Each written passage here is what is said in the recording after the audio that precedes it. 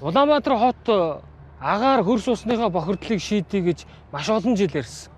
Тэгэхээр өрөөсөө агаар хөрс усны бохирдлыг шийдэх эцсийн шийдлүүл өрөөсөө гэр хорооллуудыг нүүлгэн шилжүүлж, орон сууцжуулж, инженерийн шугам сүлжээ бүхий орчин үеийн ийм орон сууцны хорооллуудыг босгоход явдал гэж ойлгож байгаа. Улсын хурлаар Улаанбаатар хотын авто замын төвчрлийг бууруулах, гэр хорооллыг орон сууцжуулах гэдэг нэртэй анх дахь хуулийг батлуулсан.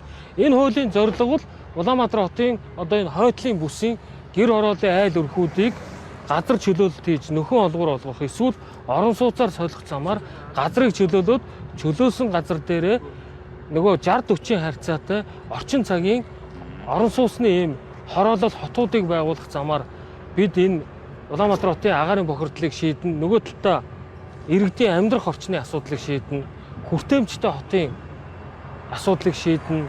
Дээр нь энэ орчимд ажлын байруудыг бий болгоно. Ажлын байрууд нь иргэд нь эндээ амьдраад эндээ ажлын байртай байвал Улаанбаатар хотын төгжрлийн асуудлыг давхар шийднэ гэсэн ийм том агуулгатай. Энэ газар чөлөөлөлт төр уулын ингэр хүртэл явна. Энэ урд уулын ингэр хүртэл явна. Энэ доошоо сэлб гол хүртлээ ингээд үргэлжилж байгаа. Нийтдээ 158 га ийм талбайг бид нар чөлөөлөх ажил ингээд одоо эд дундаа орцсон явж байна. Нийт одоо чөлөөлөгдүүл зохих айлуудын 76% нь зөвшөлтсөл төрсөн. Одоо 24% нь одоо хилцэх, зөвшөлдсөх ийм ажлууд эхэлсэн явж байгаа. Одоо бид нар энэ ард харагдж байгаа айлууд баг бүгд одоо гэрээ хилцлээ хийгээд төлбөрөө авцсан. Зарим нь одоо айлууд нь бас нөгөө энэ хашаа хороондоо үлдсэн зарим зүйлүүдээ өөрсдөө нүүлгэн шилжүүлээгээд эхнээсээ юмнуудаа аваад дууссан айлуудын газрыг ингээд чөлөөлөд явж байгаа.